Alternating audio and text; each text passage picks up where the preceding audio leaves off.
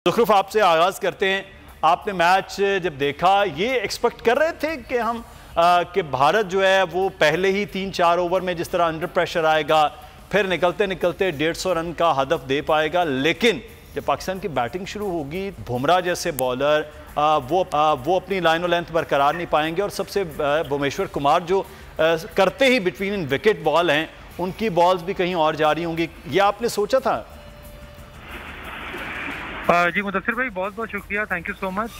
देखें, मैं तो अगर आपने मुझे ट्वीट्स देखी हो या बाकी चीज़ें देखी हो, मैं तो हमेशा बहुत ही पॉजिटिव रहता हूं और पाकिस्तान टीम की जो परफॉर्मेंस है मैच बाय मैच चलता हूं। और मैच बाय मैच में जो कल वाली परफॉर्मेंस है वो इसलिए भी पाकिस्तान टीम की बेहतर रही कि आपने देखा होगा कि हर बंदे ने बहुत नेगेटिवली पाकिस्तान टीम को ट्रॉल किया, प्लेयर्स को। इवन जो हमारे वार्म अप मैचेस हुए, स्पेशली साउथ अफ्रीका वाला, उसके बाद भी हमारे जो टॉप बॉलर्स हैं उनको भी बहुत ज्यादा बुली किया गया, जो कि मेरा ख्याल है एक बड़ा गलत इम्पैक्ट डालता है। क्योंकि हम लोग हर चीज में इतने जजमेंटल हैं कि जो चीज हो रही होती है उसी पे सारे फैसले कर लेते हैं और ये नहीं देखते कि माजी में क्या परफॉर्मेंस रही है और जो आगे आने वाली टीम्स हैं उसके साथ कंपैरिजन करें तो क्या होगा।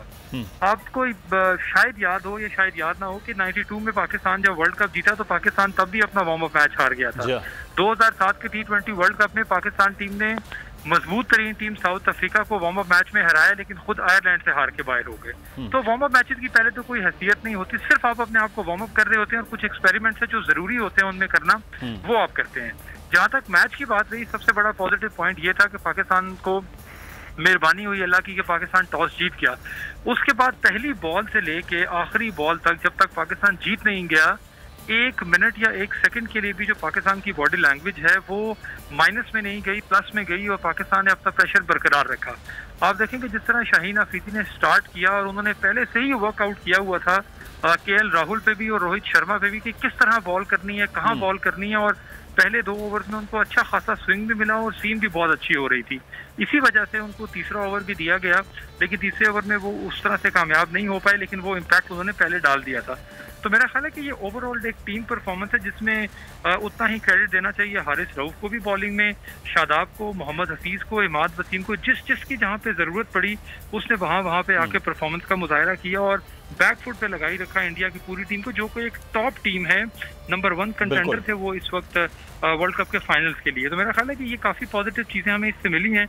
और उसके एंड में जब आपने ड्रेसिंग रूम वाली बात सुनी हो बाबर आजम की, तो उन्होंने कहा कि ये आज का मैच है, हम इसकी खुशी जरूर मनाएंगे, लेकिन ये आज खत्म हो गया। बाबर आजम की वो गुफ्तगू बड़ी शानदार है, हम अपने नाज़रीन को भी सुनवाएंगे। खालिद महमूद साहब हमारे साथ मौजूद हैं, साबिक चेयरमैन पाकिस्तान क्रिकेट बोर्ड हैं।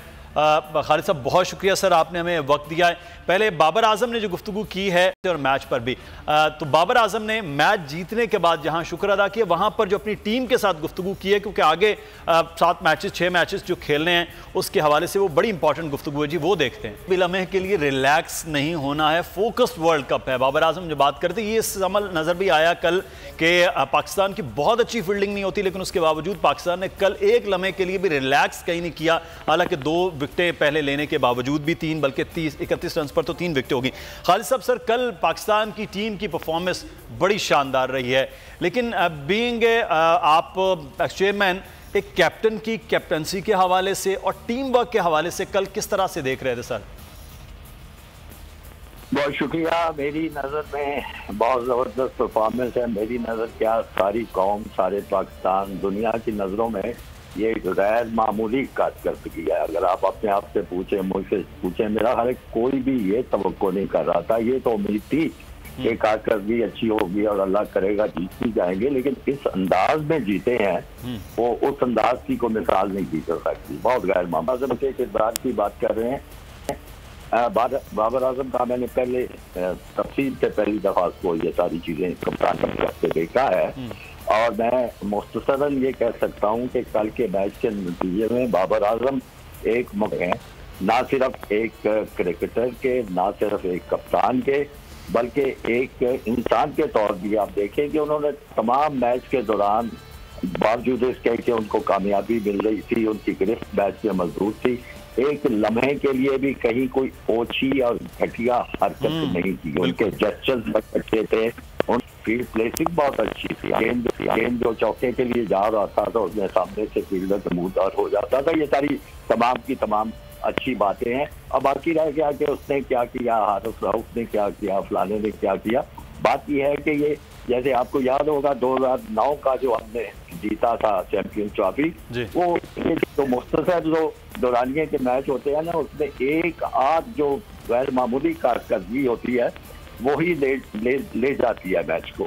जैसे वहाँ मोहम्मद आमिर ने 2-3 विकेटें या कुछ निकाली थी और फिर इंडिया दबाव में आ चुका था। इसी तरह मैं समझता हूँ कि जो वो उसकी आफरीदी की जो है कारकर्दगी, वो जो विकेटें उसने शुरू में ले ली हैं वो दबाव में आ गए, लेकिन उसके बावजूद विराट कोहली ने हिम्मत नहीं हारी, वो टीम को लेके चलते रहे। और फिर क्रेडिट ये देना चाहिए कि वो बॉलर्स हमारे ने वाकई कंट्रोल, खराब गेंदें भी होती थी, लेकिन ये विकेट जो है, मैं इस पे ये तबसरा करना चाहूंगा कि ये विकेट जो है ये T20 वाली विकेट नहीं थी। आपने देखा होगा कि गेंद खासा रुक कर आता था और बैट्समैन को कुछ लम्हे ताखीर करनी पड़ती थी स्ट्रोक खेलने में, और फिर दाएं बाएं ऊपर नीचे जिधर मर्जी वो स्ट्रोक खेल लेते थे, यानी इतना रुक के गेंद आ रहा था। तो इस तरह वो नेचुरल स्ट्रोक प्ले जो था वो हो नहीं पा रहा था। उसमें मेरा ये तबसरा है। बाकी जो थी वो उसकी आफरीदी की बॉलिंग, और उसके बाद देखें 2 बैट्समैनों की कारकर्दगी, दोनों ओपनर्स की कमाल की। मैच तो मैं अगर कहना हो तो इन तीनों ने मिलकर जीत लिया था। बाकी ज़ाहिर टीम एफर्ट होती है, सब शामिल होते हैं। और एक खास क्रेडिट देना चाहूंगा इस टीम को, फील्डिंग की आप भी तारीफ कर रहे हैं, बहुत अच्छी थी, लेकिन जो मैंने महसूस किया और मुझे बड़ी अच्छी चीज लगी वो थी रनिंग बिटवीन द विकेट, जबरदस्त थी। इतनी एंटीसिपेशन, इतनी अंडरस्टैंडिंग हमारे दोनों बैट्समैनों की कि लगता ही नहीं था कि यहाँ पे सिंगल है, और वो थोड़ा सा टैप करके गेंद को दाएं या बाएं बात खड़े होते थे, और एक को 2 में कन्वर्ट किया है। वो बहुत से मौके आपने नोट किया होगा, वो बड़ी जबरदस्त चीज थी। और आखिर में ये कहना चाहूंगा कि इस मैच ने एक बहुत खूबसूरत भी मुजाहरा देखा है हमने इस मैच की वजह से, कि बड़ी बुरी तरह हारी है इंडियन टीम, और बड़े बड़े नाम है, बड़े बड़े खिलाड़ी हैं, लेकिन जिस स्पोर्ट्समैनशिप का मुजाहरा उन्होंने किया, जिस अंदाज में दिल से, रस्मी तौर पे नहीं, खुले दिल से पाकिस्तानी खिलाड़ियों को मिले, हाथ मिलाए, खास तौर पे बाबर आजम को जिस तरह मिले या रिजवान को मिले, और उसके बाद धोनी मैंने नोट किया कि वो ड्रेसिंग रूम से निकल के आए मुबारक देने के लिए। उन्होंने मेरा उन लोगों के मुंह पे तमाचा मारा है जो क्रिकेट को सियासत के तौर पे इस्तेमाल करते हैं। इन खिलाड़ियों ने ये पैगाम दिया है मैच के जरिए। स्पोर्ट्समैन स्पिरिट जो है ना वो खालिद साहब, वो बड़ी जबरदस्त वो नजर आ रही थी दोनों टीमों की जानिब से। ये एक बड़ा अच्छा जेस्चर था जो ग्राउंड में, जिसका आप जिक्र भी कर रहे हैं, ग्राउंड में मौजूद थे कल, वहाँ स्टेडियम में मौजूद थे एजाज वसीम बाकरी, हमारे स्पोर्ट्स रिपोर्टर। दुबई में एजाज, ज़बरदस्त किस्म की परफॉर्मेंस के बाद आपकी कुछ तबीयत खराब थी, वो तो ठीक हो गई होंगी, फतह का जश्न भी है, लेकिन जो एक ख़ास कल टीम का एक रंग नज़र आया, जिसे हम वो स्पोर्ट्स की लैंग्वेज में कहते हैं कि टीम में कलर है, वो कलर की क्या वजूहात थी कि टीम पहली बॉल से लेके फील्डिंग में, बैटिंग में, बॉलिंग में वो बड़ी ज़बरदस्त नज़र आ रही थी? क्या बुनियादी वजूहात आपको इन 2-3 दिनों में नज़र आई हैं दुबई के अंदर टीम में? शुक्रिया मुदस्सिर भाई। देखें, सबसे पहली बात यह है कि पाकिस्तान का ये जो वर्ल्ड कप का स्क्वाड बना हुआ है, इस स्क्वाड के अंदर पहले आजम खान टीम के अंदर शामिल थे, खुशदिल शाह टीम के अंदर शामिल थे, इसमें रमीज राजा साहब जब पाकिस्तान क्रिकेट अंदर शामिल कर लिया गया था, फिर पाकिस्तान को नेशनल T20 कप का मौका मिल गया, वहां पे प्लेयर्स की परफॉर्मेंस को देख लिया गया। तो जो पाकिस्तान टीम इस वर्ल्ड कप के लिए अब ट्रेवल कर रही है, ये एक ऐसा स्क्वाड है कि जिसमें सभी प्लेयर्स की कोई ना कोई कंट्रीब्यूशन है। शोएब मलिक की पिछले 1-1.5 साल की परफॉर्मेंस, हफीज की 1-1.5 साल की परफॉर्मेंस, इसके अलावा अगर वसीम जूनियर लड़का जिसको खैर मौका नहीं मिला, तो मजमूई तौर पर ये जो कलर निकला हुआ है ना टीम का, ये एक बेहतरीन सिलेक्शन और बेहतरीन प्लेयर्स का इंतखाब है, इसलिए पाकिस्तानी टीम आपको इस शेप में दिखाई दी है। इसकी बड़ी वजह यही है, इसकी और कोई वजह नहीं है। देखें, ऑन पेपर इंडियन टीम हमेशा मजबूत रही है, वो यहाँ डेढ़ महीना IPL भी खेल चुके थे वर्ल्ड कप से पहले। तो पाकिस्तानी टीम को एडवांटेज ये है कि ये लड़के मेरिट पर सिलेक्ट होके आए हुए थे, और दूसरा इंडियन टीम के साथ कुछ उनके अपने मसाइल भी जुड़े हुए थे, जिसकी वजह से वो कल के मैच में कहीं पे भी नजर नहीं आए हैं।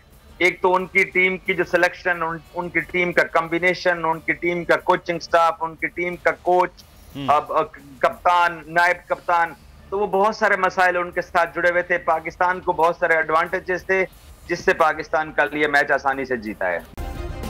सब्सक्राइब करें और बेल दबाएं ताकि कोई खबर रह न जाए।